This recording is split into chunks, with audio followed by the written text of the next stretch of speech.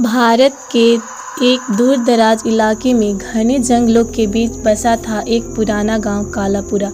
ये गांव अब भारत के नक्शे से गायब हो चुका था, लेकिन बूढ़े बुजुर्गों की कहानियों में इसका जिक्र अभी भी डर के साथ होता है।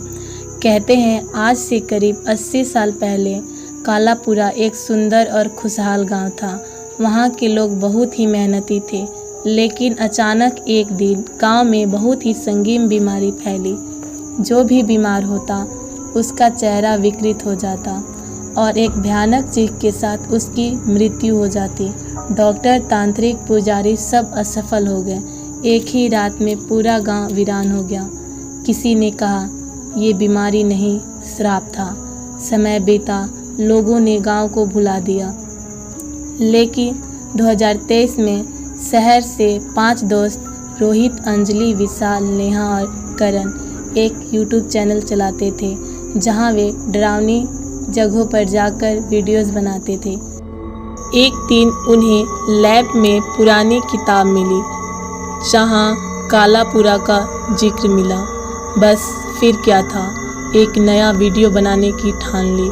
वे अपने कार से जंगल की ओर निकले। रास्ता बेहद ही सुनसान था।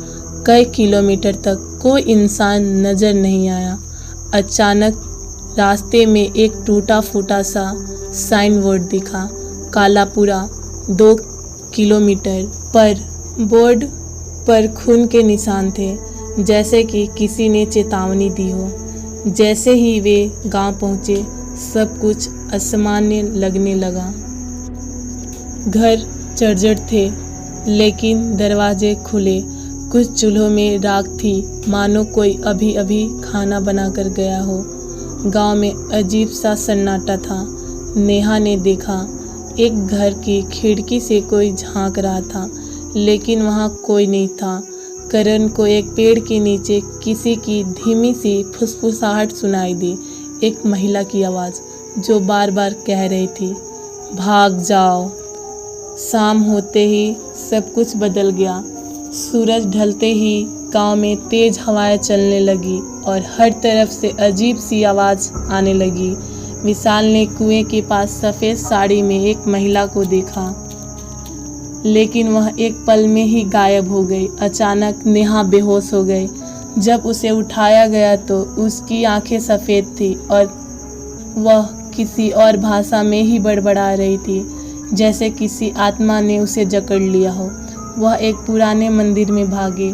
वहाँ एक पुरानी टूटी हुई मूर्ति थी और उसके नीचे एक पुराना तांत्रिक ग्रंथ पड़ा था। रोहित ने उसमें पढ़ा, यह भूमि श्रापित है, आत्माएं मुक्त नहीं, बंद है। मोक्ष तभी संभव है जब कोई बाहर वाला उनके लिए प्रार्थना करे। रोहित ने अपने दोस्तों की मदद से रात में ही यज्ञ शुरू किया। डरावनी आवाज़ें तेज होती गई। गांव के चारों ओर से भूतों की परछाइयां आने लगी। चेहरे पर गुस्सा, आंखों में आग। लेकिन उन्होंने जैसे ही मंत्रों का जाप तेज किया, आत्माएं एक एक कर शांत होने लगी। सुबह सूरज निकलते ही सब कुछ सामान्य हो गया। नेहा होश में आ गई। गांव फिर से शांत हो गया। ऐसा लगा जैसे आत्माओं को आखिरकार मुक्ति मिल गई, लेकिन रहस्य अब भी बाकी था। जैसे ही वह गांव से बाहर निकले, पीछे से किसी ने आवाज़ दी, फिर मिलेंगे। कहते हैं कालापुरा अब भी वही है, लेकिन केवल वही लोग उसे देख सकते हैं जो उसकी कहानियों को सच मानते हैं।